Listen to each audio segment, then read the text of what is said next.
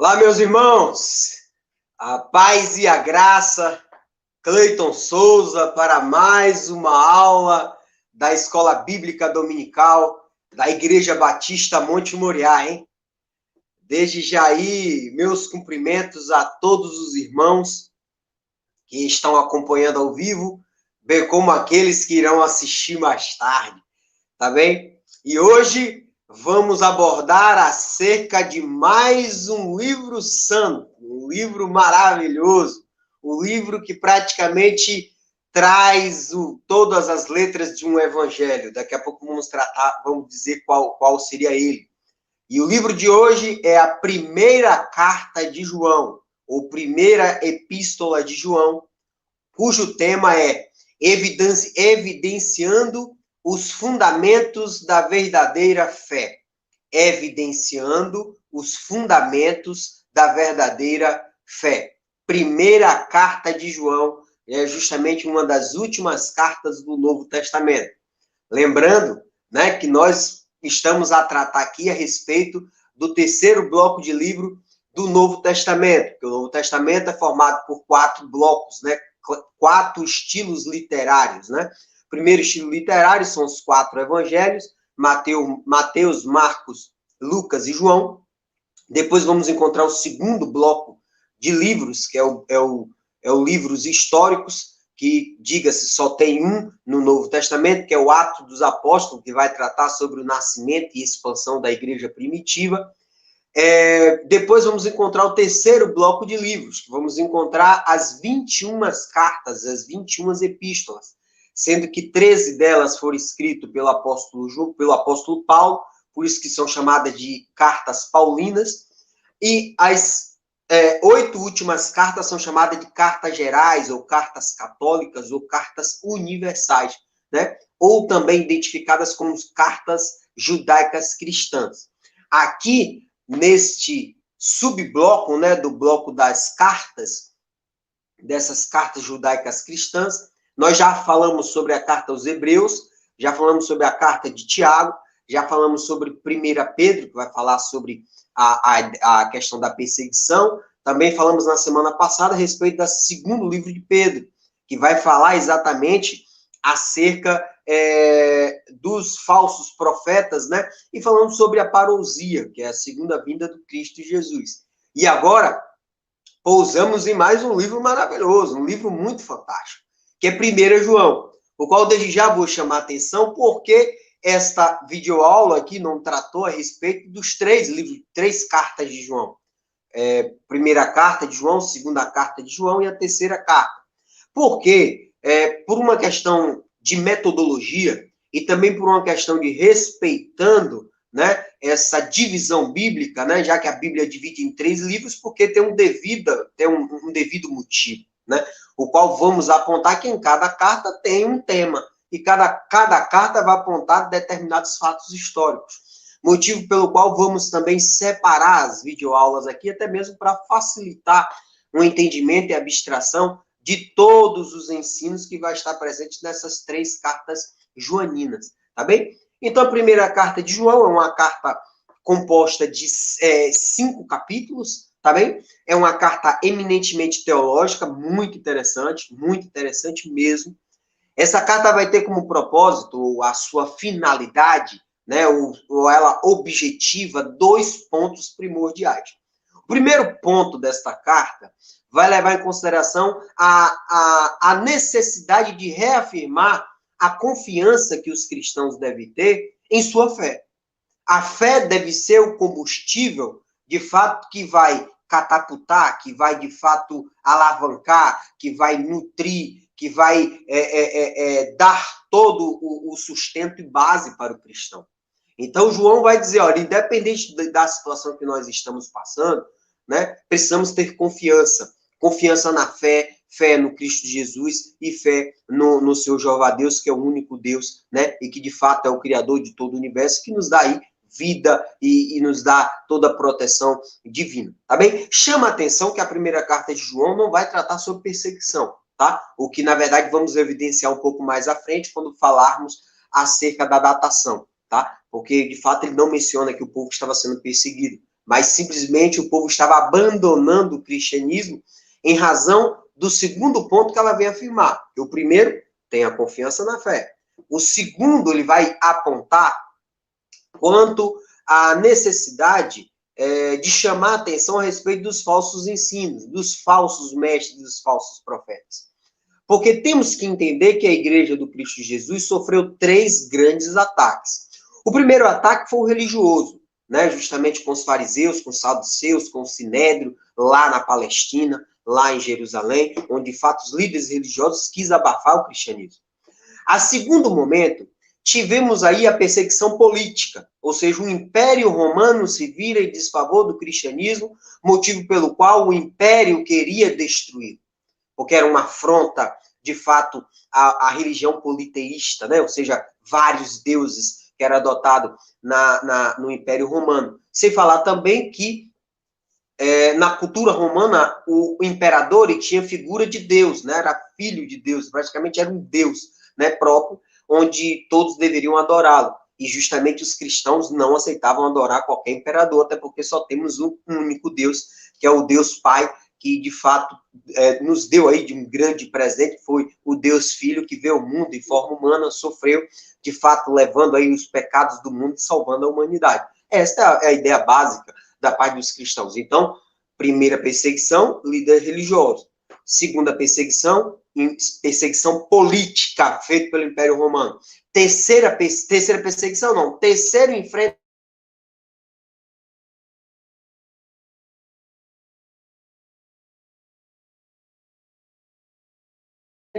e esse muito grave, são justamente os falsos. Na verdade, aqui não estamos a falar de um enfrentamento de um elemento externo, não. Os falsos mestres entraram dentro da igreja. Esses falsos mestres estavam em posição hierárquica bastante fundamental e que conseguia levar muitas pessoas ao erro. Motivo pelo qual foi chamada a atenção lá em Pedro, motivo pelo qual vai ser chamado a atenção aqui em João, motivo pelo qual vai ser chamado em Judas. Também a epístola também vai chamar a atenção desses falsos mestres, porque os caras não falaram de fora.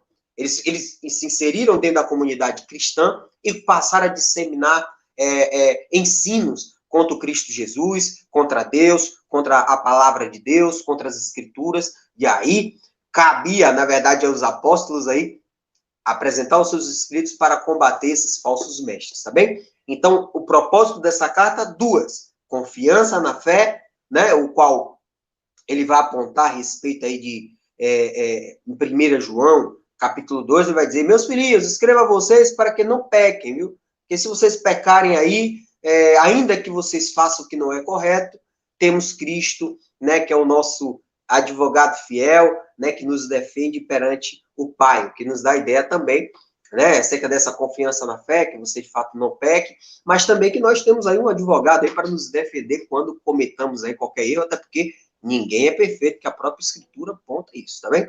Contra os falsos ensinos, fácil identificar, ou os falsos mestres, bastamos ler a primeira carta de João, capítulo 4. Lembrando que nós não estamos aqui a tratar sobre o Evangelho de João, tá? Que é totalmente distinto. O Evangelho de João vai estar lá no primeiro bloco dos livros do Novo Testamento, junto com Mateus, Marcos, Lucas e João. Lá é o Evangelho, né? Porque qual a diferença de Evangelho para a carta? É que o Evangelho, eles têm como função noticiar e evidenciar a respeito do nascimento, a respeito da vida, ministério, obra, morte, ressurreição e assunção do Cristo Jesus. Ou seja, Cristo é levado até os céus. Então, desde o nascimento, eles noticiam até quando Cristo vai aos céus. Esta é a função do Evangelho, de trazer a boa nova, né? Noticiando.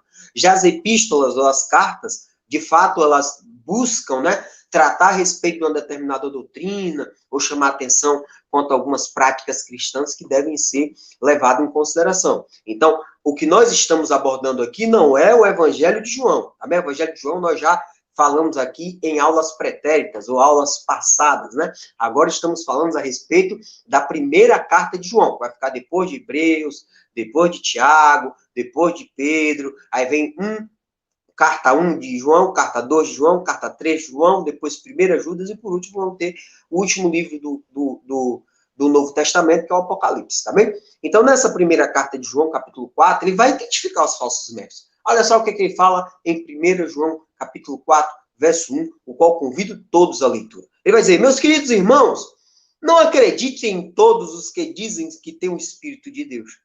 Ponham essas pessoas à prova, para saber se o Espírito que eles têm vem mesmo de Deus. Pois muitos falsos profetas já se espalharam por toda parte. E aí, de fato, ele vai dizer que são do inimigo, são do maligno, do espírito do maligno, não é? Do verso 3, dizendo que, de fato, eles têm o espírito do inimigo de Deus, porque todos eles aqui, João vai identificá-los como o anticristo, tá bem? Lembrando que a ideia do falso profeta aqui, João, ele vai identificar sobre dois aspectos. Quais são os dois falsos ensinos adotados por esses falsos mestres? O primeiro deles, ele vai apontar que eles negam a respeito da realidade do pecado. Eles relativizam o pecado. Daqui a pouco vamos trazer o porquê. Porque João aqui combatia, ele estava a combater duas seitas heréticas que estavam germinando, né? Porque essas duas seitas heréticas vão ganhar mais força no século II e no século III. A carta de João foi escrita no primeiro século, né? Então, essas seitas heréticas ganharam mais força no ano 200, no ano 300 depois de Cristo. Aqui eles estavam na forma embrionária, né? Que é justamente o docetismo e o gnosticismo, que daqui a pouco vamos tratar a respeito de cada uma delas, tá? Mas a carta de João vai apontar que esses dois falsos ensinos, quais eram? Primeiro, eles negavam a realidade do pecado, esses falsos mestres. Dizer, não, não precisa se preocupar com o pecado, não. Busquem aqui o conhecimento. Por isso que o gnosticismo, que vem da palavra grega gnosis, quer dizer conhecimento. Busque o conhecimento, segundo o qual vai te alavancar, né? Onde você vai poder entender e experimentar e ser aprovado para um plano espiritual. Por isso, gnosticismo vem da palavra grega gnose, que quer dizer conhecimento.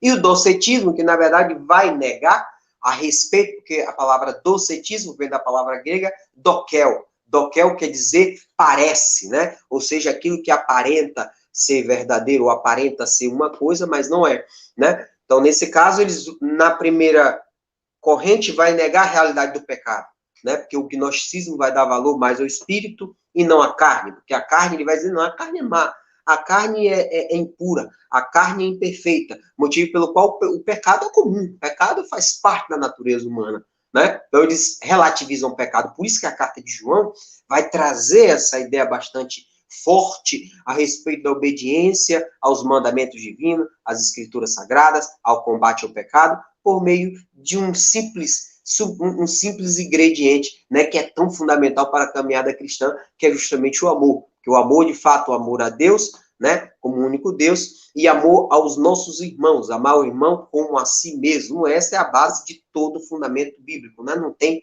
duas discussões. E se você conseguir internalizar isso e pôr em prática, com certeza você estará sendo aprovado por Deus, segundo as próprias Escrituras, tá bem? Então, o primeiro deles negava a realidade do pecado, porque eles davam valor mais ao espírito e não à carne, que é o gnosticismo, que vamos encontrar no capítulo 1, versos 6, 8 e 10. E a outra parte dessas falsas doutrinas que eles abordavam era a respeito, negando que Jesus Cristo era o Messias. Eles negavam que Jesus Cristo veio na forma humana, né? Então, isso vamos encontrar no capítulo 2, verso 22, no capítulo 4, no verso 1 ao verso 3. Então, João diz, não, isso aqui é duas loucuras, né? Alavancar o pecado e falar que Cristo não veio em forma humana. E aí, de fato, João vai destruir de forma magnífica aqui nessa carta esses dois fundamentos totalmente heréticos e equivocados contra a palavra de Deus, tá bem? Versículo-chave. Versículo-chave, vou convidar os irmãos a abrir a Bíblia de vocês, na primeira carta de João, primeira epístola de João, no capítulo 5, verso 13. Primeira epístola de João, capítulo 5, verso 13. Lá vamos encontrar, de fato, acerca do versículo-chave.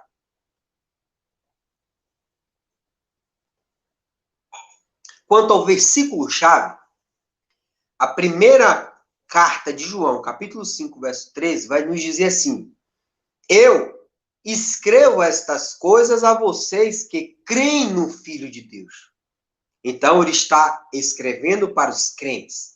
Crentes, aqueles que creem na fé cristã, né? Ou seja, tenham a confissão de fé cristã. Para que vocês saibam que têm a vida eterna. Ou seja, vocês têm uma garantia. Vocês têm um prêmio. Prêmio esse terreno? Não, prêmio celestial, né? Porque essa vida eterna vai ser conquistada justamente quando tiver a parousia, que é a segunda vinda do Cristo, onde ele julgará toda a humanidade. Primeiro julgará os mortos, para depois julgar os vivos. Os vivos, né? De fato, os justos serão levados para a Jerusalém Celestial, enquanto que os injustos, infelizmente, ficarão na terra, porque tudo será queimado, né? Essa ideia primordial que vamos encontrar em 1 Pedro, subsidiada em Isaías 34, subsidiada em Sofonias 3, e todo o livro do Apocalipse, praticamente para noticiar isso, tá bem? Então ele vai dizer, olha, estou escrevendo essas coisas só para lembrar vocês cristãos, viu? Nós aqui teremos vida eterna. Aí, no livro, ele vai apontar como é que se conquista a vida eterna, o qual ele vai evidenciar, né? Evidenciar coisas magníficas, coisas muito simples, coisas basilares. Primeira deles, que nós somos, se Cristo é a luz do mundo, nós também devemos ser a luz do mundo e o sal da terra, né? Sal da terra para temperar, para dar sabor ao mundo. E ser luz do mundo, porque nós devemos romper trevas, né? Sendo um farol, apresentando de fato aquilo que nos dá luminosidade, aquilo que de fato nos traz luz, né? O que nos rompeu, o que nos resgatou das trevas. Então ele diz, olha, apesar que o segunda parte do sal da terra ele não vai dizer, mas é implícito porque pelos próprios evangelhos Cristo sempre ensinou a ideia do sal da terra e a luz do mundo praticamente junto. Mas no evangelho joanino ele vai mencionar bastante a luz do mundo. Então aqui ele fala, ó, a vida eterna é dada através de sermos a luz do mundo, e o segundo momento é você adotar o amor, porque Deus é amor, né? Uma palavra mais forte nesse evangelho, porque o Cristo Jesus, ele ensinou basicamente essas duas coisas. Precisamos ter amor. Amor a Deus, né, como único Deus, e amor ao irmão, né, ao próximo, né, como a si mesmo. Praticando isso, praticamente você pratica toda a lei de Deus, tá? Quanto ao título, né? O título do livro leva a 1 João, né? Isso desde os primórdios, desde quando ela apareceu, foi adotado esse título como 1 João. Por quê? Por que 1 João? Porque esse primeira carta de João, ou primeira epístola de João, para diferenciar das duas outras cartas, porque das 3 cartas que João escreveu, ele, de fato, esta é a mais extensa, composta de 5 capítulos, porque a segunda carta de João só tem um capítulo. A terceira carta de João também só tem um capítulo, mas eu sempre menciono com vocês, muitas vezes os pequenos livros é onde tem os maiores ensinos, né? É uma coisa muito, muito fantástica, né? Então, nós não devemos medir aqui o livro pela quantidade de capítulos. Por exemplo, Isaías, que é considerado uma mini-bíblia, tem 66 capítulos.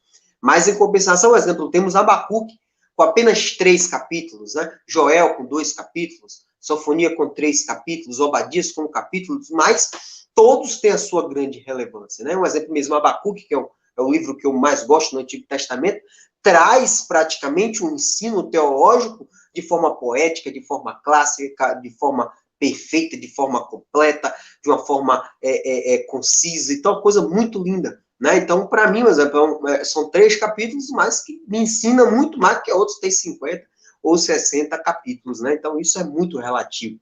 Então, aqui, esta carta de João, primeira carta de João, 5 capítulos. Segunda carta, 1 capítulo. Terceira carta, 1 capítulo também. Né? Então, essa aqui, da série de 3 cartas, é a mais extensa. Mas as demais, que tem apenas uma, também tem muita relevância, como já analisamos diversos livros do Antigo Testamento, apontando que a quantidade de escrito literário não é uma condicionante para a qualidade, né? Nós já mencionamos a respeito disso. O nome João tem como significado Deus tem compaixão, ou Deus é misericordioso, né? Um nome que já é sugestivo aí para o próprio autor, porque de fato Deus teve compaixão dele, teve misericórdia, o qual, inclusive, segundo a tradição judaica, ou de fato a igreja primitiva, aponta que foi o único apóstolo, né, que conseguiu sobreviver a toda a perseguição, a todas as tentativas de martírio dele, e foi o único apóstolo que morreu de velhice, né? Os demais todos foram assassinados. destinatário. Destinatário dessa carta é um tanto quanto complicado, porque nesta carta ele não identifica a quem ele está escrevendo. Ele não identifica a região, ele não identifica a pessoa, ele não identifica a igreja, ou seja, a igreja está de caráter geral. Por isso que ela é classificada como epístola geral, epístola universal ou epístola católica, que é a mesma coisa, ou seja, está de âmbito geral, é para todos, né? Então, por isso que ela está nessa classificação de cartas judaicas cristãs, tá? E de caráter geral. Ainda que, o que é muito interessante nessa carta, que as demais cartas encontramos pela frente introdução, né? Falando, eu, fulano de tal, servo do apóstolo, servo de Deus, apóstolo por ordem de Jesus Cristo, e a paz e a graça a todos vocês, tá? Aqui não tem introdução, aqui não tem conclusão, aqui não tem saudação para ninguém. Então, muitas pessoas vieram a questionar se de fato isso aqui tinha uma natureza de epístola, né? Mas é óbvio que o tom íntimo, né? O conteúdo, né? A doutrina teológica presente na própria carta, ela sim visa, né? De todas as maneiras, ela, na verdade, ela guarda essas características também como as demais cartas do Novo Testamento, tá bem? Outros doutrinadores, alguns eruditos também, vai apontar que a primeira carta de João, ela mais se parece com uma carta pastoral, né? Porque, de fato, são exortações de um pastor, praticamente como se fosse para uma igreja, para várias igrejas, né? Tem uma forte característica de um líder, né? Diferentemente, por exemplo, de Pedro, que trouxe mais o ensino, a doutrina de aspecto geral. Aqui dá para perceber que ele tem exerce uma certa influência, né, aos seus leitores de uma forma mais, como se existisse uma hierarquia, né? Mas a maioria dos eruditos passam a apontar que, mesmo sendo a carta pastoral, mesmo sendo epístola em natureza de epístola, subtende-se que ele escreveu para as congregações dos gentios, não para os judeus, que daqui a pouco vamos apontar, né? Porque conta, na verdade, que João escreveu essa carta quando ele já estava em idade avançada, né? Então ele já estava perto de ser martirizado. Desculpe, ele não foi martirizado, ele morreu de velhice, desculpe. Ele já estava perto de falecer, né? Perto de ser exilado, né? Na ilha de Patmos. Ele já estava em idade avançada. Conta a tradição judaica que ele, depois que houve a queda, né, de Jerusalém, em 70 depois de Cristo, né? Lá com Tito e Vespasiano, quando aconteceu de fato a queda de Jerusalém, iniciou-se uma grande perseguição em desfavor do povo judeu. Motivo pelo qual forçou o apóstolo João a sair da Palestina e escolheu uma cidade para morar, uma cidade dos gentios. E a cidade que ele escolheu, de forma também muito estratégica, ele passou a morar na cidade de Éfeso. Nessa cidade de Éfeso, lembrando que é a capital da Ásia Menor, a capital, né, de toda ali uma região que, por sinal, Éfeso ali já representava ali uma terceira maior cidade de todo o Império Romano. Então ele pensou ali de forma até estratégica, não vou para lá, porque de lá eu vou apresentar meu ministério evangelístico, e como é uma cidade que recebe muitos turistas, facilmente a palavra de Deus vai ser disseminada, porque eu planto a semente naquela pessoa, aquela pessoa volta para a sua região, Deus lá sai para inúmeras outras, que era uma cidade portuária, era uma cidade de fato que passava, era uma rota comercial, passava também lá por Éfeso. Então ele pensou, olha, ali ele vai ligar todo a Europa, de fato, aqui para a Ásia, então é melhor eu ir para Éfeso, que lá eu posso apresentar o Evangelho, implantando semeando a palavra de Deus nessas pessoas, as pessoas depois vão para lá, para suas regiões, e aí, de fato, o expansionismo da palavra de Deus se deu de forma grandiosa, tá bem? Lembrando que ele não fundou a cidade de Éfeso, né?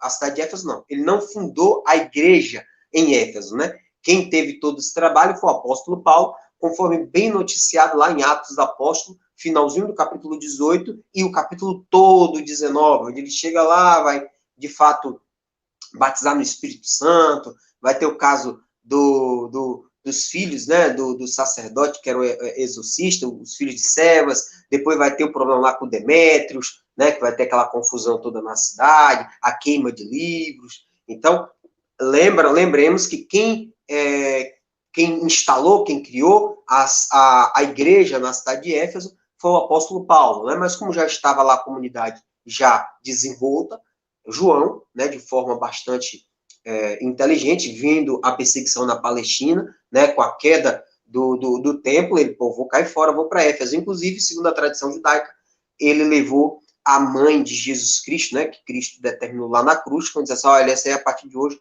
será aí a tua mãe aí, e ele será o teu filho aí. Então, vamos lá.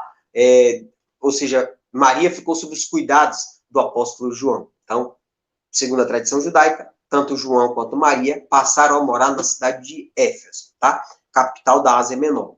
Motivo pelo qual, como João também escreveu o Evangelho de João, carta 1, carta 2, carta 3 de João e o Apocalipse, ou seja, no Novo Testamento é o segundo maior escritor, perdendo apenas para Paulo, que escreveu 13 cartas. João escreveu 5 livros no total, né? Então, como no Apocalipse ele faz menção àquelas igrejas, né, e como ele passou a morar em Éfeso, os eruditos supõem que essa carta foi escrita para aquelas 7 igrejas, né, mencionadas no Apocalipse, no capítulo 2 e capítulo 3, né, que é Éfeso, Esmirna, Pérgamo, Tiatira, Sarde, Filadélfia e Laodiceia. Então, essas 7 igrejas foi provavelmente destinatária a essas 3 cartas de João. Ainda, lembremos, né, não podemos afirmar com veemência, porque a própria palavra de Deus não menciona a respeito, tá? Quanto ao contexto, ele já estava idoso, né? Era o único apóstolo vivo naquele momento.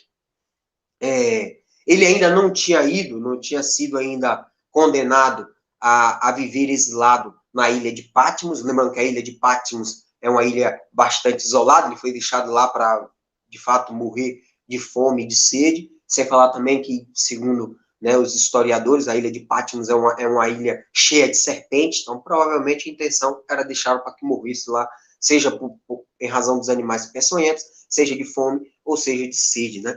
Mas Deus cuidou, né, de forma grandemente desse homem, e não só cuidou da sua vida, como também lhe deu aí uma grande revelação e inspiração para que ele pudesse escrever aí o livro do Apocalipse, quando ele estava lá exilado da ilha de Patmos, conforme podemos verificar no capítulo 1 do livro de Apocalipse, tá bem? Lembrando que João, ele é uma testemunha ocular de Cristo, né? E isso fica muito claro no própria carta de João.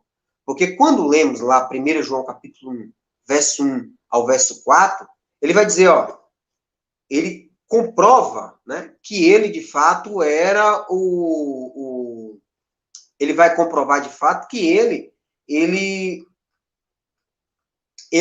foi uma testemunha ocular do Messias, né? E isso dava toda uma autoridade apostólica àquele escrito, né? Apesar que daqui a pouco vamos perceber que não tem autor definido. A carta não é autografada. Nenhuma das 3 cartas de João possui dizendo eu, João, escrevo tal carta, né? Motivo pelo qual que nós já sabemos que os céticos, né, os críticos vão apontar que não foi ele que escreveu, tá bem? E na primeira carta de João, capítulo 1, ele vai dizer, olha, primeira carta de João, capítulo 1, do verso 1 ao verso 4. Estamos escrevendo a vocês a respeito da palavra da vida, ou seja, o verbo que se fez carne, né? Que é Cristo Jesus. Que existiu desde a criação do mundo, porque nós ouvimos e com os nossos próprios olhos vimos, e de fato nós vimos, as nossas mãos tocaram nessa palavra da vida, que é a palavra que se fez carne, que é o Filho de Deus, que é Cristo Jesus, nosso Senhor, né, que veio ao mundo para salvar todo mundo e se dá, na verdade, como um sacrifício pela humanidade. Então ele diz, nós ouvimos, nós vimos, nós tocamos, porque quando essa vida apareceu, nós vimos, falamos e anunciamos, porque nos foi revelada, porque com este contato, motivo pelo qual escrevemos acerca que a nossa alegria seja completa, porque a função de todo bom cristão e de todo apóstolo era disseminar, era publicar, era publicizar, era disseminar toda a palavra de Deus. Não podia, de fato, nada a semente que fica presa, né, no próprio vaso não tem valor nenhum. Né? Ela precisa ser semeada, ela precisa germinar, ela precisa crescer, ela precisa florescer, ela precisa frutificar. Né? Então, se essa palavra implantada não frutificar, de fato, ela não tem validade nenhuma, né? E isso serve até para nós. Se você, de fato, foi iluminado, né, pelo cristianismo, cabe a todos nós, né, tentarmos mudar as pessoas ao nosso redor. Apresentamos essa coisa maravilhosa que nos nutre, né, que nos dá vida, né, que nos dá sabedoria, né, que nos ajuda, que nos protege. Então, se algo de bom acontecer para todos nós, né, devemos também apresentar a respeito da palavra de Deus para o nosso próximo, né? Então, o escritor aponta de claro que teve contato com Cristo Jesus. Então, foi uma testemunha ocular. Nada mais característico do próprio João. Tá bem? Outra coisa interessante nesse livro, que é uma particularidade específica, João, ele é considerado o apóstolo do amor, né? E por que ele é considerado o apóstolo do amor? Primeiro, porque ele é chamado lá de o apóstolo amado, né, por Cristo Jesus. A segundo momento, aqui, o amor é uma palavra característica dessa primeira carta, onde ela vai ser dita por inúmeras vezes nesses 5 capítulos, tá bem? A segundo momento, uma particularidade muito interessante desse livro, é a semelhança gigantesca, né, quanto ao vocábulo, o estilo e as ideias principais dessa primeira carta de João com o Evangelho de João, o que nos dá a ideia, de fato, que é o mesmo autor, né? Porque praticamente muitos temas são... A forma de escrita é idêntica, o estilo literário é idêntico, as ideias falando sobre o amor, sobre as bases e os fundamentos da fé, falando sobre o Cristo Jesus, é a mesma base, tá bem? Outra coisa muito clara nesse evangelho, que eu acho fantástico, muito bom mesmo, são as declarações breves para apresentar o ensino, as palavras simples e os contrastes. Ele usa muito contraste para ensinar a respeito da palavra de Deus. Quer ver um bom exemplo? Ó, ele vai falar sobre luz e trevas no capítulo 1, verso 5. Ele vai falar sobre a nova aliança e a antiga aliança, no capítulo 2, verso 7 e verso 8. Ele vai falar sobre amor ao Pai e amor ao mundo, capítulo 2, verso 15 e 16. Ele vai falar sobre Cristo e o anticristo, em capítulo 2, verso 18. Então, vejam o contraste, né? Que ele ensina, olha, um é o bom, o outro vai ser o mal. Ele vai dizer sobre a verdade e a mentira, que vamos encontrar no capítulo 2, verso 20 e 21. Ele vai falar sobre o Filho de Deus e o Filho do Diabo, capítulo 3, verso 1 a 10. A vida eterna e a morte eterna, capítulo 3, verso 14. Amor e ódio, capítulo 3, verso 15 e 16. A verdadeira profecia e a falsa profecia, capítulo 4, verso 1 e 3. Amor e medo, né? Ele vai dizer que o medo é paralisante, né? Bastante, enquanto o amor é libertador. E, na verdade, faz parte do plano salvífico de Deus, que é por meio do amor, você vai cultivar a esperança, e por meio da esperança, você vai obedecer as palavras de Deus, porque você vai continuar esperançoso de ser salvo, né, no dia do juízo, né? Então, essa é a ideia. Entre o amor e o medo, capítulo 4, verso 18 e 19, e ele vai falar entre ter e não ter a vida, capítulo 5, verso 11 e 12. Então, ele vai utilizar declarações simples, palavras simples, e contraste, né? Ele vai fazer uma diferenciação entre um conceito e o outro em praticamente todo o seu livro. Então, isso é uma marca bem interessante desse livro de 1 João. Na medida que vocês forem lendo, vocês vão perceber que ele sempre vai fazer uma distinção entre um e outro. E aí, você vai preferir aqui o amor, o ódio, né? Entre você ter aqui o Cristo, quem é Cristo e quem é o anticristo, né? Entre o amor ao Pai e o amor ao mundo, né? Entre a santidade e andar segundo o maligno. É uma coisa muito interessante desse livro. Quanto à autoria, né? Lembrando aqui, a epístola de João, não só a primeira carta, mas a primeira, segunda e a terceira, não identifica quem escreveu. Não identifica quem escreveu. Mas o testemunho de toda o testemunho mais antigo da igreja, falando sobre os pais da igreja, né? Vai atribuir ao apóstolo João, né? Porque Quem escreveu demonstra ter uma posição bem conhecida e proeminente, né? Então, dada a sua autoridade tão inconfundível, tão indiscutível naquele momento, não havia sequer necessidade dele colocar lá, eu, João, escrevo essa carta, né? Ele confiando, de fato, aquela pessoa que seguia aquela doutrina, seguia aquele ensino, que já tinha aquele escrito conhecido, né, que era aquela forma de falar, então não houve a necessidade de identificação quanto à sua autoria, tá? Mas, a segundo momento, ele vai dizer, olha, ele vai dizer, nós somos de Deus, em capítulo 1, verso 4, né? Nós somos de Deus e quem conhece Deus nos ouve.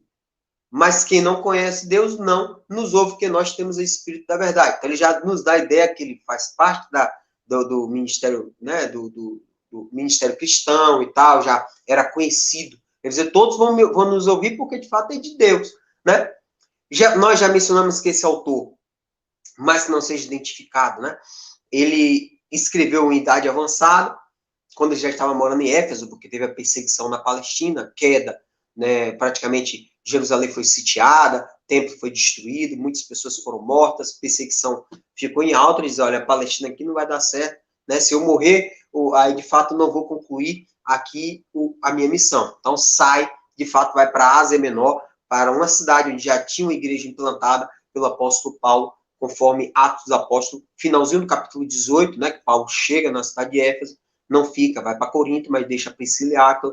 Priscila e Áquila fica na cidade, é quando Apolo chega. Apolo, de fato, não falava até sobre o caminho, mas não sabia a respeito do batismo, só sabia do batismo de João. Priscila e Áquila vai apontar a respeito desse grande homem.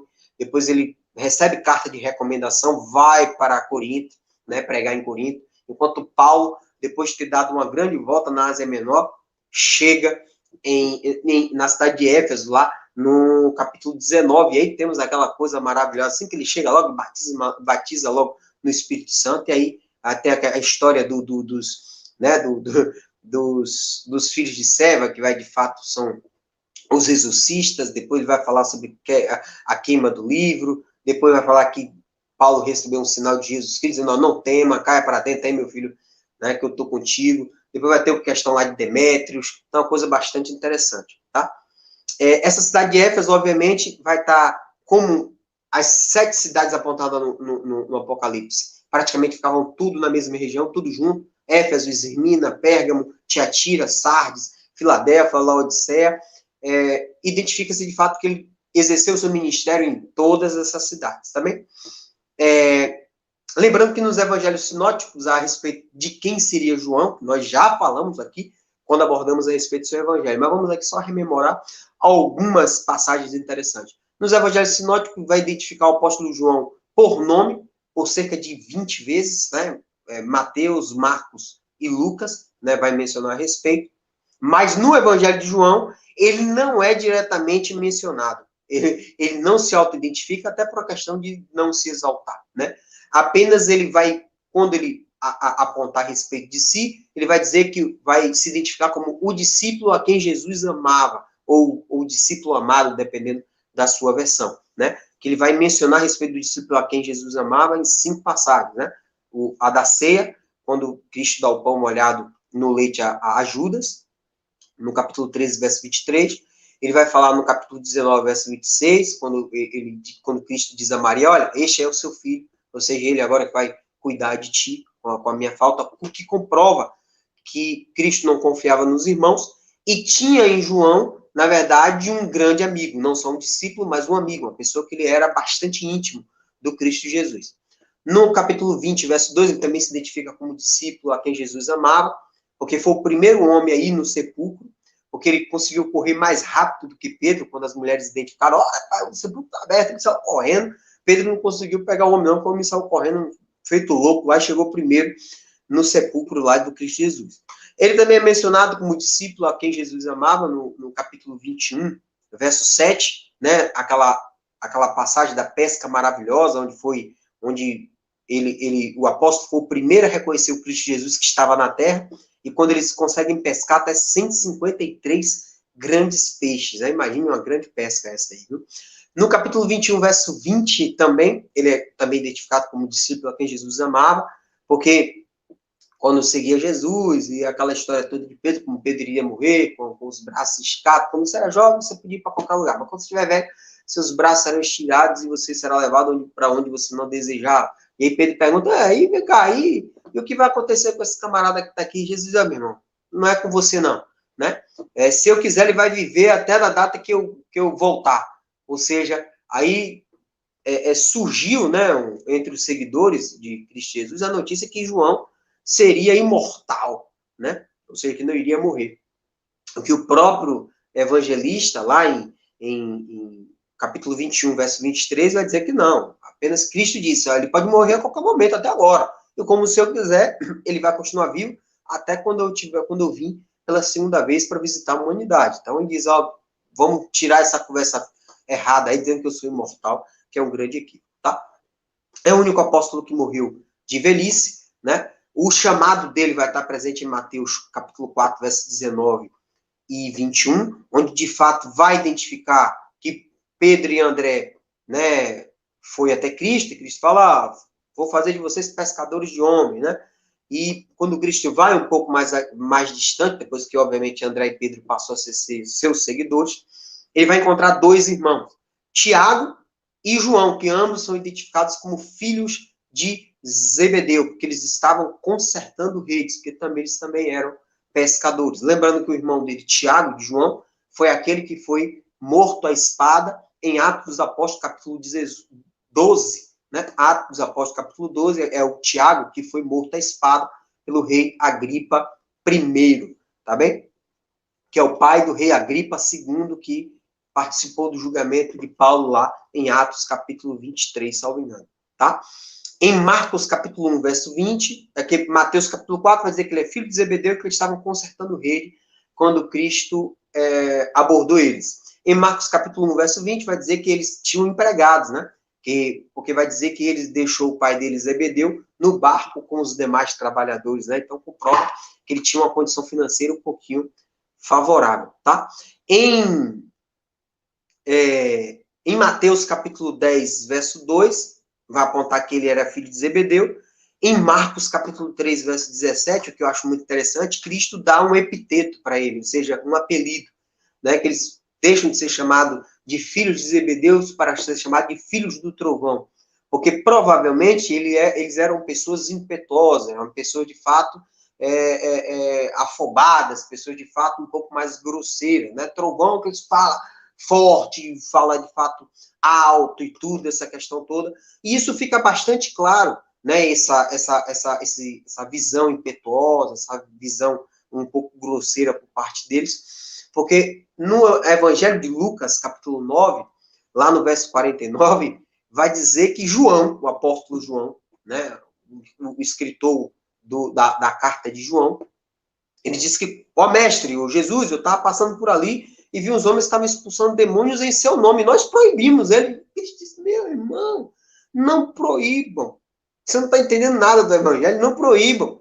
Quem não é contra vocês é a favor de vocês, meu filho. Não, vai proibir porque se o cara está expulsando demônio em meu nome, em nome de Jesus Cristo, não em nome de Aserá, em nome de Baal, em nome de Afrodite, não, em nome de Jesus Cristo, meu amigo. Faz parte do nosso exército, o cara só não está sendo nosso seguidor, está em outros subgrupos, ou seja, tinha uma visão sectária, uma visão de divisão, uma visão de que havia uma segregação de grupos, não poderia, tinha que ser todo mundo cristão, né? O que é um grande erro. É a mesma coisa hoje você pensar que o plano de salvação é dado somente para quem é batista, né?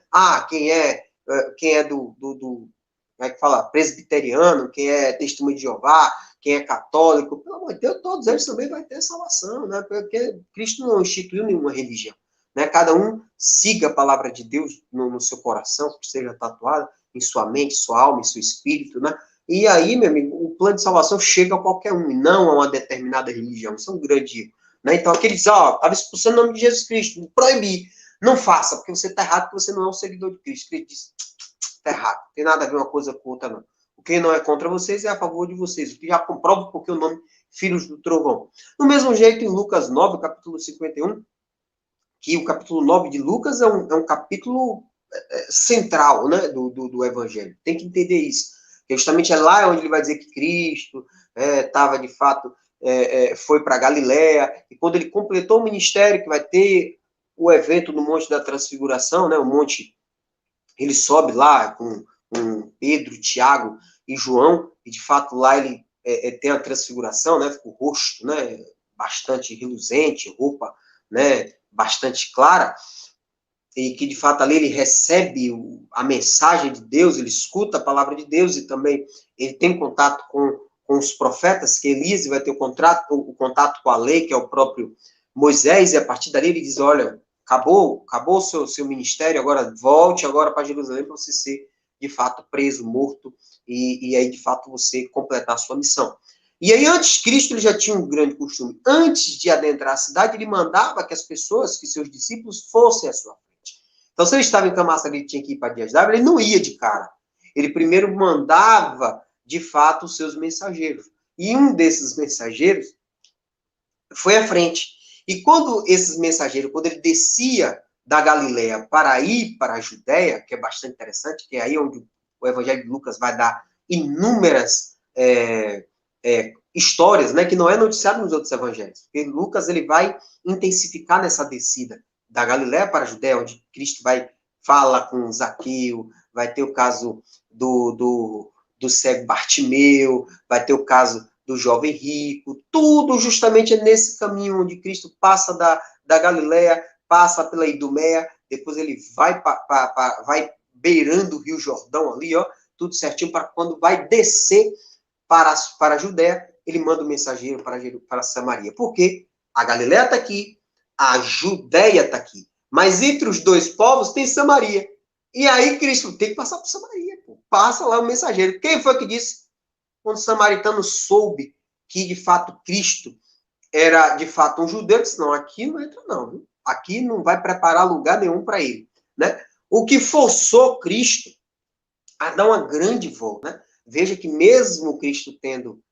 porque as pessoas acham que depois do contato com a mulher samaritana em João 4, todos os samaritanos se converteram a Cristo. Não é isso, né? Porque o estado de Samaria era composto de inúmeros povoados, né? Então, alguns povoados, né, daquela mulher, todos se converteram, beleza. Mas estamos falando de uma forma macro, de uma forma muito maior. Como se fosse da mulher samaritana, Camaçari, Diajara, Mata São João, tudo beleza.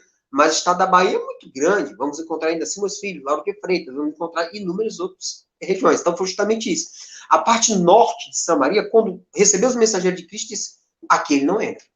Então, o que foi que assim que João e Tiago soube disso, o que é que eles falaram? Senhor, quer que mande descer fogo do céu para matar todo mundo aí, para esse povo respeitar o Senhor? Aí Cristo diz, meu amigo, você não entendeu nada.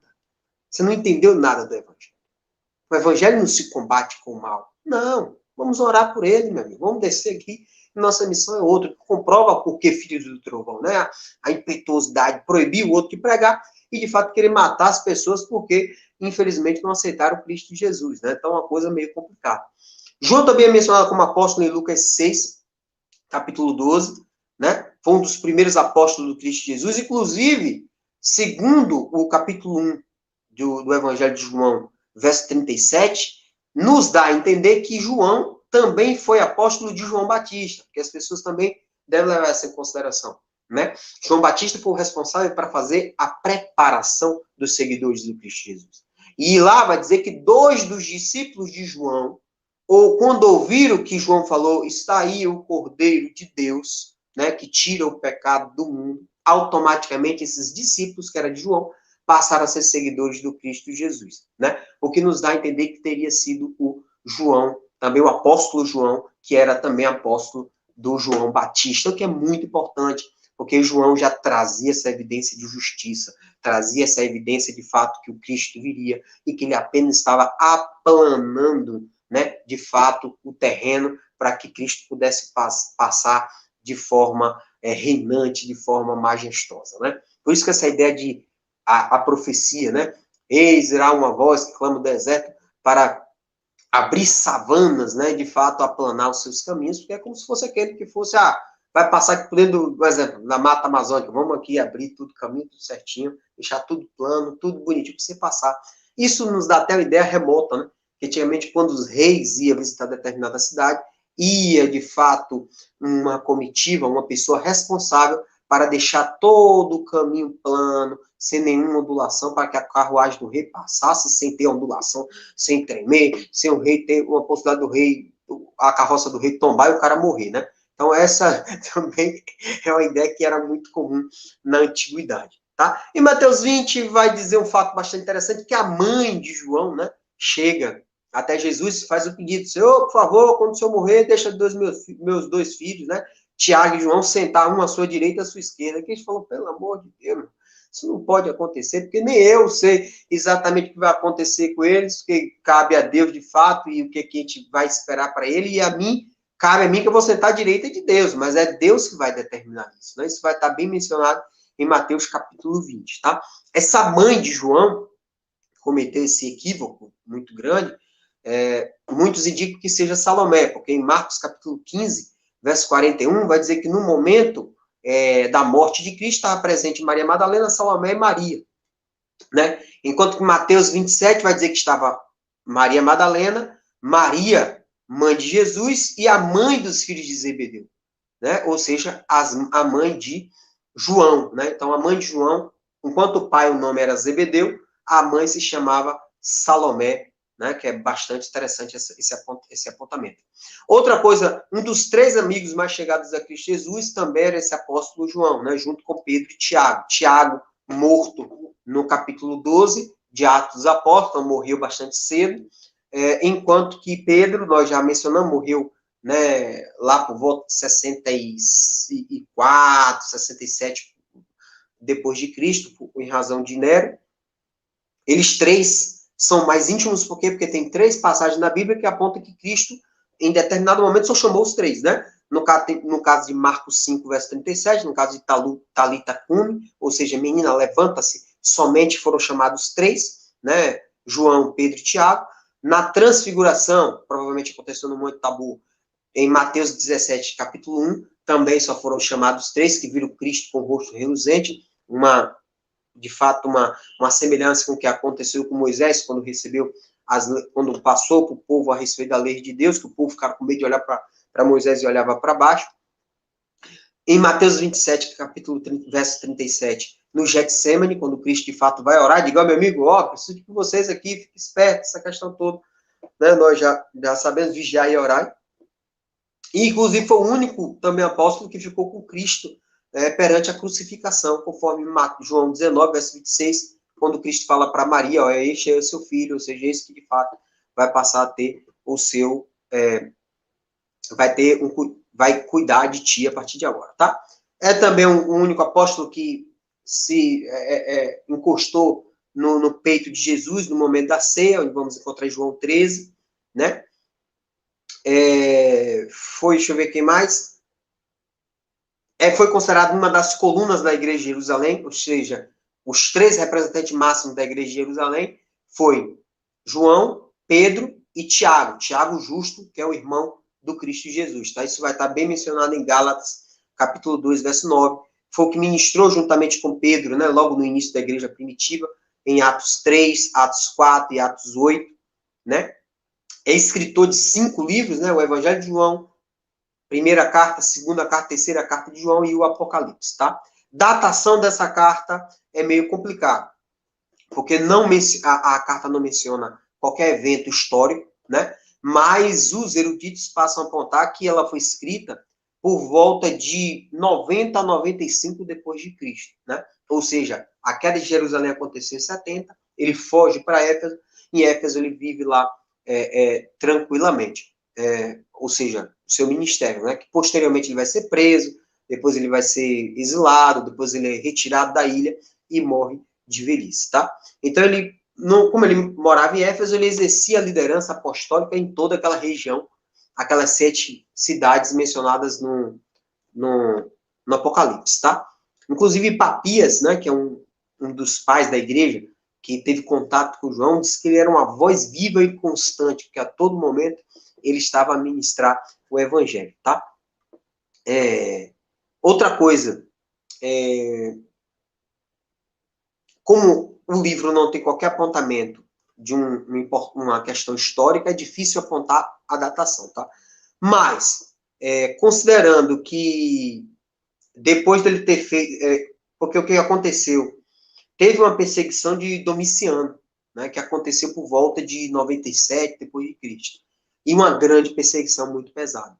Então, como este livro não fez menção a respeito a Domiciano, entende-se que ele foi escrito antes dessa grande perseguição de 97. Por isso que os eruditos vão apontar que esse livro foi escrito antes de 97. Então, fica entre 90 e 95 anos antes de Cristo, tá bem? Deixa eu dar uma olhada aqui que tem mais. Ele também vai mencionar a respeito das seitas heréticas, né? Mas daqui a pouco vamos tratar a respeito com mais calma. Principais personagens aqui. Vamos encontrar João, que é obviamente o apóstolo do amor, né? O camarada que escreve essa carta. Escreveu para assegurar acerca da confiança e acerca dos falsos mestres. Outro principal personagem que não teria como deixar de ser Jesus Cristo, mencionado como a palavra viva, a palavra viva, a palavra da vida, o verbo encarnado, que se sacrificou levantou do sepulcro para trazer vida eterna, muito bem mencionado em todos os 5 capítulos, e ele vai desaguar nos falsos mestres, né? Essa questão da falsa doutrina aqui, ele vai combater. Lembrando que, a priori, o cristianismo ele combateu a liberdade da lei, ou seja, o legalismo. Isso ficou a cargo do apóstolo Paulo, que veio, de fato, conseguiu destruir muito. Destruir não, combater de uma forma bastante eficaz, principalmente lá no livro de Gálatas, também lá no Concílio de Jerusalém, onde, de fato, em todas as epístolas ele vai dar uma mencionada a respeito dessa questão da liberdade da lei. Mas aqui, essas cartas judaicas cristãs, ela não se preocupa muito com essa questão da lei, porque já tinham sido aplacadas, por assim pode dizer. A grande discussão aqui era quanto ao gnosticismo, né? Que era uma heresia muito perigosa e que ameaçou a igreja primitiva durante os 3 primeiros séculos. Veja que João escreveu no primeiro século, 95 anos depois de Cristo. Mas o gnosticismo, ela, na verdade, ficou ameaçando a igreja até 300 depois de Cristo, né? Então, o João aqui começou a combater a semente, né? Começou a combater o embrião, né, dessa seita que iria, de fato, aterrorizar o cristianismo, os cristãos nesse tempo, tá? Lembrando que, como João estava em Éfeso, Paulo, lá em Atos, capítulo 20, verso 29 e 30, já tinha dito, ó, depois da minha partida, lobos cruéis não vão poupar o rebanho. E entre vocês, vão surgir homens que falarão coisas perversas. Isso aqui ele fala, conforme Atos 20, que quando ele estava, de fato, já se preparando para ir para Jerusalém, antes do Pentecostes, ele não desejou entrar em Éfeso, porque provavelmente já tinha pessoas lá que ele achou que tinha índole meia duvidosa. Então ele se reúne onde? Em Mileto. Mileto é uma praia que fica próximo, na verdade, de Éfeso. Então ele reúne lá com os anciãos para dizer, olha, toma conta do meu rebanho. Agora saibam que vai aparecer lobo, saibam de fato que virão falsos mestres, né? Isso está bem mencionado já, profeticamente mencionado em Atos, capítulo 20, verso 29 e 30, né? E aí, o que acontece? O que João combatia? Combatia 2 seitas, né? A primeira seita, né, que eles vão, é o gnosticismo, porque o gnosticismo vem da palavra grega gnose. Gnose quer dizer conhecimento, né? Eles passam a apontar porque eles levam em consideração o ensinamento platônico. E o ensinamento platônico, que é o ensinamento grego, vai levar em consideração a importância do espírito. O espírito é bom, então a carne é ruim. Então, se a carne é má, Jesus jamais poderia ser a representação do espírito em carne humana, porque senão ele seria pecador, né? Motivo pelo qual o gnosticismo ele passa a apontar que isso seria impossível, né? Ele não teria condições. E esse gnosticismo, que leva em consideração a gnose, que é o conhecimento, ele passa a apontar que, como a preocupação tem que ser com o espírito, a ideia do corpo é que a preocupação maior é se apartar desse aprisionamento corporal e acessar essa área espiritual do homem. E isso se daria apenas por meio do conhecimento. Para alguns, aqueles que pudessem acessar o saber, o conhecimento, onde de fato poderia ter esta salvação.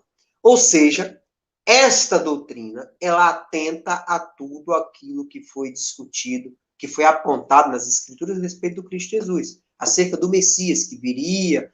Lembra lá Isaías 53, que teria que ser suportar tudo de forma calada e, de fato, para salvar toda a humanidade. Sem falar também que isso destruiria a ideia da expiação.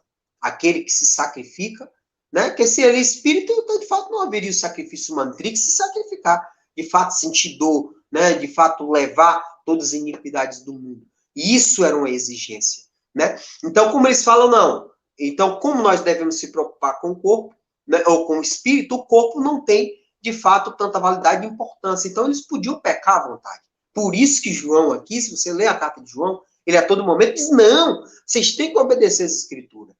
Vocês não podem pecar. A carne, de fato, estamos aqui, porque, de fato, temos o plano de Deus, e nós, de fato, Deus encarnou em forma humana e viveu como homem. Por isso que logo no início ele vai dizer, nós vimos, nós ouvimos, nós conseguimos pôr as mãos nele, nós tivemos contato com ele, né? Então, o gnosticismo vai dizer que o pecado era comum. Por isso que ele vai dizer, vai apontar a respeito da natureza do pecado do inimigo, né? A carta de João vai apontar muito bem sobre isso. Outra seita herética, que também fazia parte do gnosticismo, mas era como se fosse uma seita um pouco mais apartada, é o que nós chamamos de docetismo, né? Que vem da palavra grega dokel. Dokel quer dizer parece. Porque eles diziam que Cristo Jesus era, de fato, Deus, mas ele não era. Ele era, a ideia de dokel, de parece, que ele parecia ser homem, mas não é. Ele dizia que Cristo poderia andar na areia e não teria pegada, Cristo não teria sombra, de fato, Cristo ele não podia sequer, não precisava se alimentar, porque Cristo ele era em espírito. Ele passa a dizer que Cristo era humano até o batismo, quando de fato ele recebeu o Espírito Santo, e passou a ser espírito, ou seja, eles entendem que Cristo era fantasmagórico, né? A visão fantasmagórica de Cristo, como Cristo fosse um fantasma, né? Cristo fosse espírito, você não conseguia tocar nele.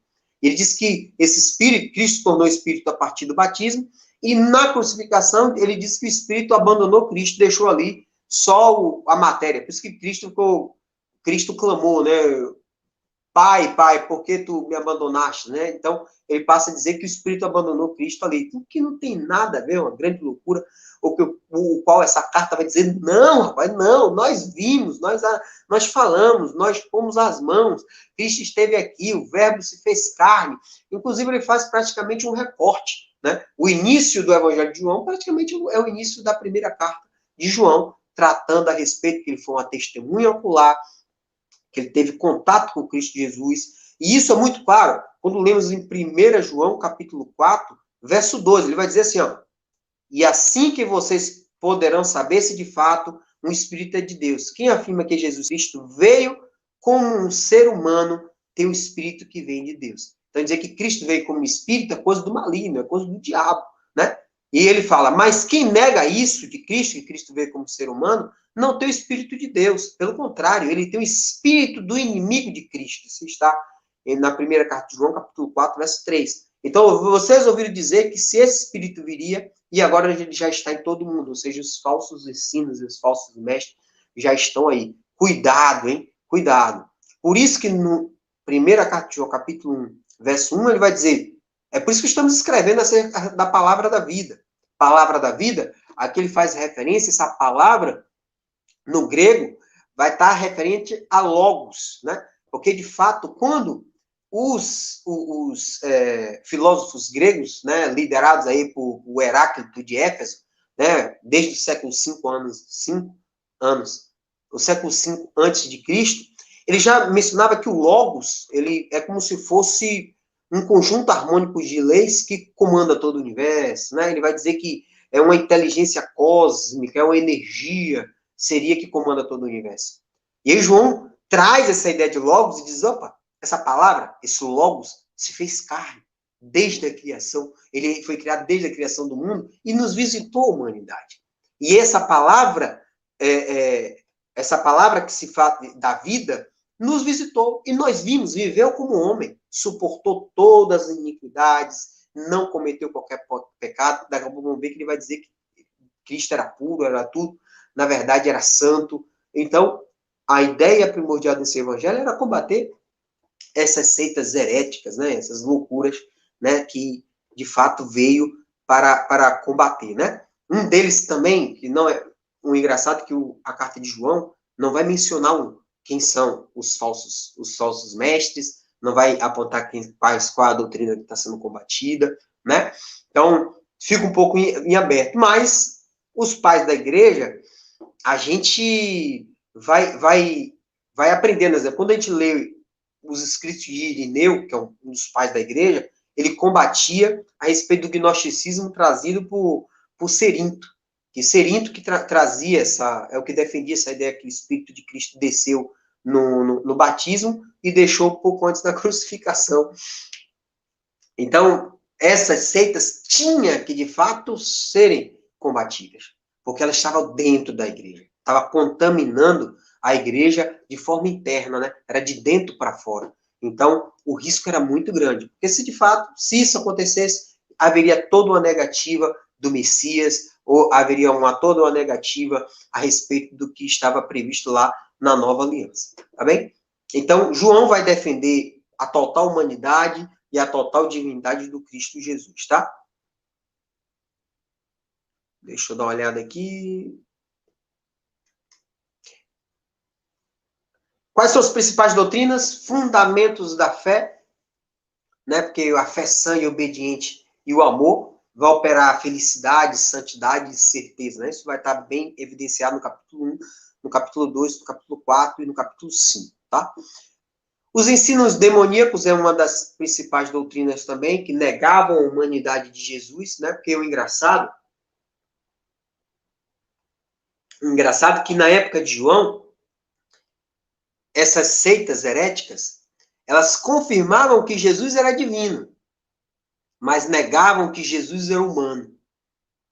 Hoje em dia, os céticos, eles concordam que Jesus era humano, mas discordam que Jesus era divino. Né? Então, veja a inversão de valores. No início, Jesus era Deus, mas não era homem. E o que Paulo bem ensinou lá, nas melhores definições, em Filipenses capítulo 2, né? Que ele veio, mesmo sendo Deus, se humilhou de forma humana e suportou a morte de cruz, visando salvar toda a humanidade. Paulo já deu uma ideia também combatendo essas loucuras aqui, essas seitas heréticas, tá? Então, aqui, Cristo era Deus, mas não era homem. Hoje, Cristo é homem, mas não era Deus. Então, veja as grandes incongruências que acontecem pela Bíblia, tá? Para esboçar a questão, esse livro, que senão vai ficar muito extensa a aula, até porque a gente poderia marcar um dia só para falar sobre as seitas heréticas, para a gente poder entender o que é que a Bíblia fala, o que é que essas seitas mencionam, para a gente ter aí um paralelo, a gente poder explicar o que é docetismo, o que é bionismo, o que é o gnosticismo, o que é o maniqueísmo, que são os nicolaítas, e que, de fato, todas essas teses foram debatidas inicialmente pelos apóstolos e profundamente por aqueles homens chamados de pais apostólicos, né? Que são pais apostólicos, são aqueles homens que tiveram contato, desculpa, os pais da igreja, né? Foram aqueles que tiveram contato com os apóstolos e que, de fato, esses pais da igreja combateram esses homens, né? Você percebeu, hoje os homens se dizem que são apóstolos, né? Mas esses homens que tiveram importância fundamental para o crescimento da igreja, eles sequer se autodenominavam de apóstolos, porque eles achavam que isso seria um desrespeito, seria uma grande exaltação, e hoje qualquer um aí está dizendo que é apóstolo, né? Que é um grande erro. Os pais apostólicos não se identificavam como apóstolo, né? Veja como é a questão. Depois dos pais apostólicos, como o gnosticismo ficou perdurando e perturbando o cristianismo por 300 anos, praticamente, por 250 anos mais ou menos, depois veio o chamado dos pais apologetas, né? Que são os pais apologetas? São aqueles discípulos dos pais apostólicos que tiveram a função de combater também essas seitas heréticas, né? Então, uma oportunidade, uma aula aí extra que a gente tiver pela frente, a gente vai sentar para discutir o que é que cada uma delas falava, o que é que a Bíblia falava a respeito, contraponto, para depois explicar para vocês com mais tempo, né? Porque, infelizmente, aqui não vai dar tempo de a gente falar sobre cada uma, né? Bionismo, maniqueísmo, nicolaítas, docetismo, gnosticismo, era uma série de ismos aí que era tudo querendo destruir o cristianismo. Era bastante complicado, tá? Esse livro é dividido em 3 partes bem fáceis. Deus é luz, vamos encontrar no capítulo 1 e capítulo 2. Deus é amor, parte que eu mais gosto, coisa linda. No capítulo 3 e o capítulo 4. E depois Deus é vida no capítulo 5. 3 partes. Deus é luz, porque rompe trevas. Capítulo 1, capítulo 2. Deus é amor, capítulo 3, capítulo 4, porque Cristo Jesus já disse. Quais são os 2 maiores mandamentos, meu irmão? Cai de luz. O que é que eu faço para ser salvo? Ele diz, quais são os mandamentos? Quais são os 2 maiores? Amar a Deus e amar ao próximo, né? Então, de fato, isso é o fundamento de tudo da vida de Cristo, né? Que vamos encontrar no capítulo 3 e capítulo 4. Por isso que essa carta é uma carta evangelística, porque praticamente é um evangelho dentro de uma epístola, né? Muito interessante. E o capítulo e o terceiro ponto, Deus é vida, porque vamos encontrar no capítulo 5 de uma forma bastante majestosa. Tá bem? No capítulo 1, ele vai tratar, vou fazer aqui bastante breve, misericórdia. No capítulo 1, ele vai falar que Deus, que a palavra se fez carne, sobre a luz do mundo, sobre o pecado e o pecador. Uma coisa muito linda, né? Uma coisa muito... Que o Deus ama o pecado, mas odeia o pecador. Isso não está na Bíblia, né? Mas está de forma implícita, mas não está em forma expressa, né? Então, no capítulo 1, primeira carta de João, capítulo 1, ele vai logo iniciar, olha, a palavra da vida veio ao mundo, rapaz. Nós vimos, nós falamos, nós tocamos, nós de fato andamos com ele. E é sobre essa palavra que nós vamos anunciar a todos vocês, né? Para que nossa alegria se torne completa. 1 João, capítulo 1, verso 4, tá? A partir do verso 5, ele vai falar que Deus é luz. Deus é luz, né? E aqueles que andam na luz não têm comunhão com ele, porque andam o quê? Nas trevas. É como se você tivesse ensinado. Esteja num quarto, sem qualquer janela, desliga a luz, vai ficar tudo escuro. Você vai andar feito cego na escuridão. Mas a partir do momento que você liga a luz, você dá cor, você dá sentido, você tem identificação, você consegue andar com segurança. Então, esta é a metáfora quando diz que Deus é luz, que ilumina nossos caminhos, ilumina nossos passos, nos dá direção, é o farol, de fato, onde nós sempre devemos enxergar e tentar sempre acompanhar essa luz. Essa é a ideia primordial, tá? Por isso que ele fala, Deus é luz, e não há nele nenhuma escuridão. Unidos com Deus, mesmo tempo na escuridão, vocês estão mentindo, hein? Porque quem está unido com o sangue de Jesus. E esse sangue de Jesus que limpa todo o pecado. Então ande na luz. Então isso vai estar no verso 5 ao verso 7. É uma coisa muito fantástica. No verso 8, ele vai falar sobre perdão, sobre o pecado e pecador. Deus ama o pecador e vai odiar o pecado, né? E aqui ele vai dizer, olha, para os que gostam de se exaltar, né? Os perfeitões aí, né? Se dissermos que não temos pecado, você está nos enganando, você está se enganando, meu amigo. Todo mundo é pecador. Então, se você é pecador, diariamente você tem que orar, vigiar, meditar na palavra, pedir perdão e consertar os seus erros. Todo mundo.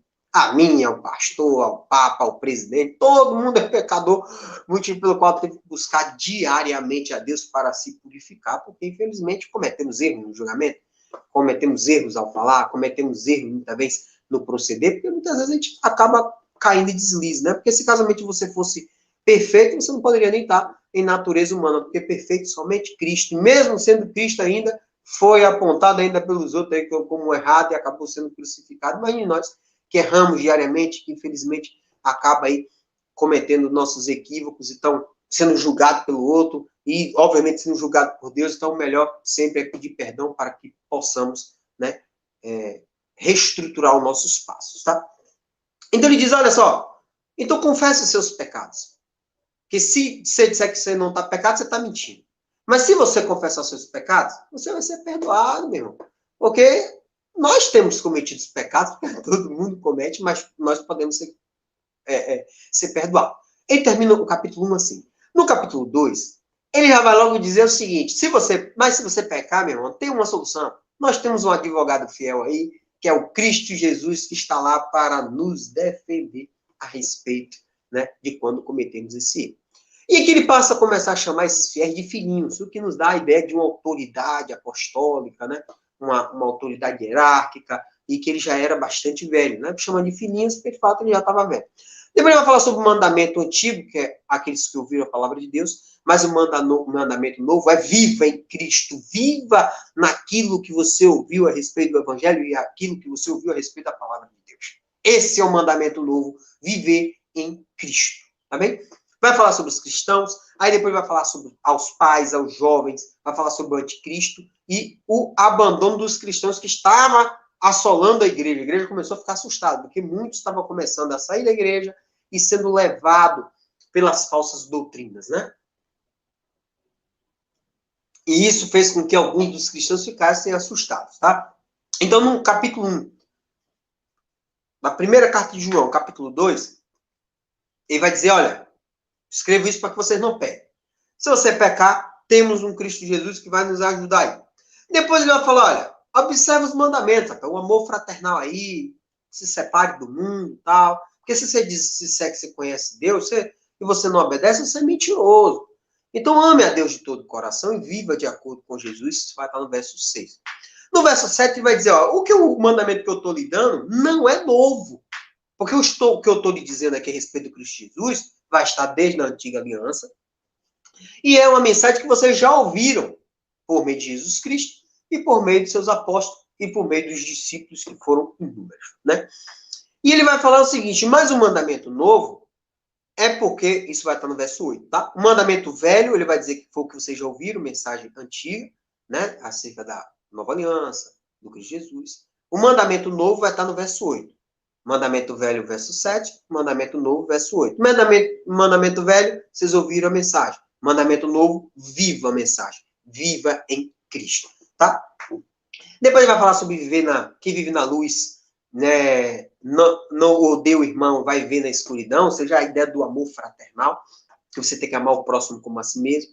Depois ele vai dizer, olha, filhinho, se você pecar de novo, Cristo vai lhe perdoar. Pais, escreva vocês porque conhecem aquele que existiu desde a criação do mundo. Jovens, escreva você porque vocês venceram o maligno. Veja a grande preocupação dele de falar para o pai e falar para o filho, tá? Depois não ame o mundo, porque se vocês amam o mundo, não amam a Deus, o Pai, e aí ele começa a ter essa distinção entre a vida cristã e o mundo, porque de fato nós devemos ter muito cuidado, né? Muito cuidado com a vida cristã e a vida mundana, tá bem? Muito falam se devemos ter contato com alguns conteúdos seculares, né? Eu acho que você deve ter alguns conteúdos seculares que vale muito a pena ouvir, né? Não tem que ouvir e ter contato. Não há problema de você ter contato com o mundo. O que você não pode é se deixar contaminar, né? Tem algum problema em escutar uma música de Caetano Veloso? Tem algum problema em escutar música de Chico Buarque? Tem algum problema em escutar música de Jorge Aragão? Tem algum contato, tem algum problema eu escutar uma música de Almir Neto? Não tem problema nenhum. Eu posso escutar, de fato, agora eu tenho que fazer separação. Se alguma música daquela desrespeitar a minha fé cristã, que de fato não diz respeito, porque todos falam de poesia, todos falam de música, eu posso escutar, ter contato com o mundo plenamente. A ideia do mundo aqui, daqui a pouco ele vai apontar lá embaixo, porque o mundo, é o que ele está dizendo, no verso 16 ele vai dizer, são maus desejos, são tudo aquilo que traz maus desejos da natureza humana, aquilo que o mundo traz para você, a vontade que agrada os olhos, que é a concupiscência dos olhos, da carne, e o orgulho pelas coisas da vida. Se as coisas do mundo lhe traz mau desejo, vontade pecaminosa e orgulho, que é exaltação, você se afasta. Então veja que não é o simples contato com o mundo que vai lhe tornar contaminado. Pelo contrário, você pode curtir plenamente. Não tem problema nenhum. Obviamente que você vai ter que fazer a separação. Tudo aquilo que abranger esses três pilares pecaminosos, você deve se abster, né? Porque de fato a própria Bíblia está apontando o que é que o mundo vai lhe oferecer a respeito disso, tá? No finalzinho do capítulo 2 vai falar sobre o anticristo, né? Que são inimigos de Cristo, e esses inimigos já têm aparecido de montão, essas pessoas, porque aí ele passa a explicar as pessoas que saíram do grupo, olha, não se preocupe, os que saíram do grupo não é do nosso grupo. Eles, de fato, não conhecem a verdade. Cristo não derramou o Espírito Santo, motivo pelo qual eles não conhecem a verdade, né? Então, de fato, porque a fé é um dom de Deus, né? Nós já aprendemos isso nas próprias cartas paulinas, na própria palavra de Deus. Então, se a fé não inundou, não habitou aquele coração ainda, porque ainda não é o momento dele, não é de fato, porque ele não é participante da comunidade de Cristo, tá? Depois ele vai apontar, no verso 22, quem é um mentiroso. Depois ele vai falar, porque eles são mentirosos, porque eles negam a Cristo, eles rejeitam o Pai. E se eles rejeitam a Cristo, o que é que esses falsos mestres falavam? Eles exaltavam a Deus, mas negavam a Cristo. Então, o que é que João fala? Verso 22, primeira carta de João, capítulo 2, verso 22. Então, quem é mentiroso? É aquele que diz que Jesus não é o Messias. Quem diz isso é o inimigo de Cristo. Ele rejeita tanto o Pai como o Filho. Pois quem rejeita o Filho também rejeita o Pai. Então não adianta esses falsos mestres exaltar a Deus e falar mal de Cristo, porque ele diz, você tem que aceitar Cristo, de fato, para você ter acesso ao Pai. Por isso que ele vai mencionar aqui, porque aqueles caras diziam que Cristo era a forma humana, Cristo tem forma espiritual e tal. E ele aí passa a apontar. Depois, no verso 26, ele vai dizer que esses falsos mestres queriam enganá-los, né? Vai falar depois sobre o Espírito, uma coisa muito linda, né? Que Cristo derrama o Espírito em todos os cristãos, motivo pelo qual a verdade vem de forma automática. No capítulo 3, ele vai apontar a respeito da pureza e perfeição de Cristo. Cristo foi perfeitamente homem, perfeitamente Deus, que não devemos continuar pecando, que é o que o gnosticismo menciona, né? Por isso que no capítulo 3 é um ataque ao gnosticismo bastante interessante. Porque o gnosticismo, o espírito é bom, matéria é má. Se a matéria é má, pode pecar, porque isso é natural, isso é instintivo, isso faz parte da natureza humana. Então não se preocupa com o pecado, não. Vamos para o estudo, vamos para o conhecimento. Vamos para o conhecimento grego, junto com o conhecimento cristão, junto com o conhecimento da Escritura, e exaltar somente a Deus. Porque até Jesus pecou, porque Jesus, de fato, não era o humano. Então, era apenas a parte espiritual. Então, uma grande heresia, né? Então, João tinha, de fato, que condenar isso, que ele disse, não, Cristo veio em forma humana, mas não pecou, porque Cristo era puro, Cristo era perfeito, tá? Depois aqui, ele vai falar sobre o amor fraternal, que é uma das bases, né? Que é amor, é a base desse livro. Falar sobre fé e obras, e o coração que nos julga, né? Uma das coisas que eu mais gosto aqui, porque quem deve lhe julgar é a sua consciência e o seu coração, né? Se o seu coração e sua consciência está ali reprovando, você deve, de fato, reavaliar os seus passos e, de fato, pedir perdão a Deus. É o que o capítulo 3 nos vai ensinar, que eu vou falar aqui rapidamente, que ele vai falar. No verso 13 vai dizer, todo aquele que tem essa esperança em Cristo purifica-se a si mesmo, assim como Cristo é puro, tá? Ele vai falar, quem peca é culpado de quebrar a lei de Deus, porque o gnosticismo dizia que podia pecar. Quer dizer, não tem nem lógica isso, não pode, né, bicho? Cristo veio aqui para tirar os pecados, e Cristo não tem nenhum pecado, porque Cristo, mas vendo a natureza humana, não conheceu o pecado, tá? Aí, no verso 8, que é a base de todo desse capítulo, vai dizer, quem continua pecando pertence ao diabo, porque o diabo peca desde a criação do mundo. E o Filho de Deus veio para isto, para destruir o que o diabo tem feito. Então, não vai nessas seitas heréticas, não, que você vai se dar mal, viu, meu amigão? Tá? Depois ele vai falar sobre amemos um ao outro, depois ele vai tomar como exemplo a história de Caim, né? Para que você ame o irmão. Porque ele vai dizer, se você amar seu irmão, você vai ser aprovado por Deus. Porque lembra o que a Bíblia falou? Um dos irmãos que não amou o outro, ele acabou matando o irmão e acabou, né, sendo reprovado por Deus, que foi a história de Caim. Tá? Essa é a ideia primordial. Depois ele vai falar, quem é rico, ajude os necessitados. Depois é uma parte que eu muito gosto, capítulo 18, ele vai reafirmar o que Tiago já apontou lá a respeito da fé e obras. Primeira carta de João, capítulo 3, verso 18. Nosso amor não deve ser somente de palavras e de conversa. Deve ser um amor verdadeiro, que se mostra por meio de ações. Então, não deve ter apenas fé. Tem que ser também obras. Essas obras também para respeitar o irmão, agradar o irmão, ajudar na medida do possível, tá? Depois, o que eu muito gosto, o que eu mais gosto no capítulo 3, verso 21. Portanto, meus queridos amigos, se o nosso coração não nos condena, temos coragem na presença de Deus.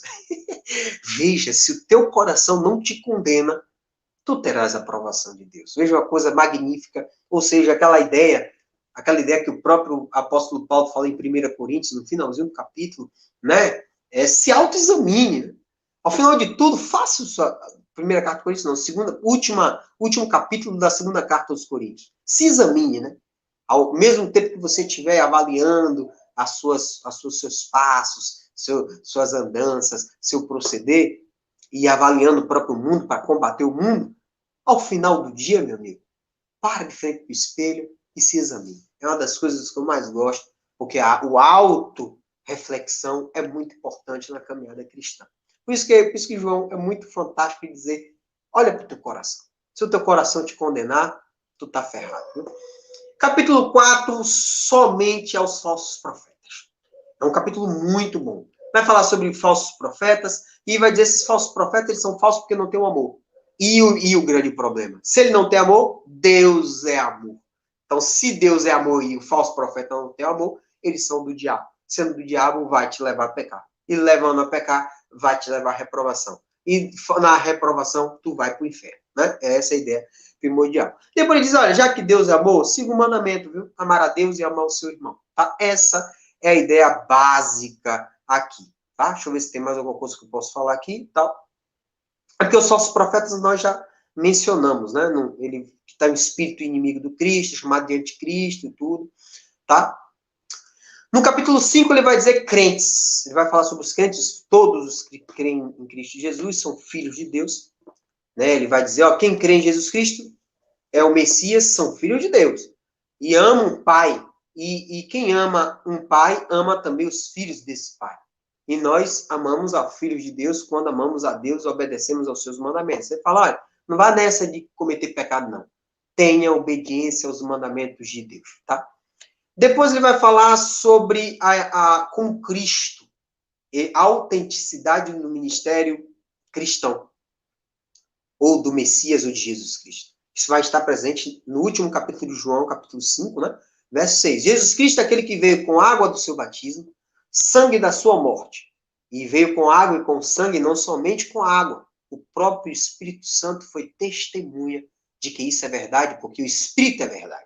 Então, quanto ao ministério de Cristo Jesus, houve 3 testemunhas. O Espírito Santo, a água do batismo e o sangue da tua morte, para, de fato, a água para purificar, de fato, o novo nascimento de todos aqueles que aceitam a verdade cristã como única e verdadeira, e o sangue de Cristo que, de fato, perdoa e vai renegar, vai, de fato, redimir os pecados de toda a humanidade. Tá bem? No finalzinho da carta, ele vai tratar sobre todos aqueles cristãos têm vida eterna, né?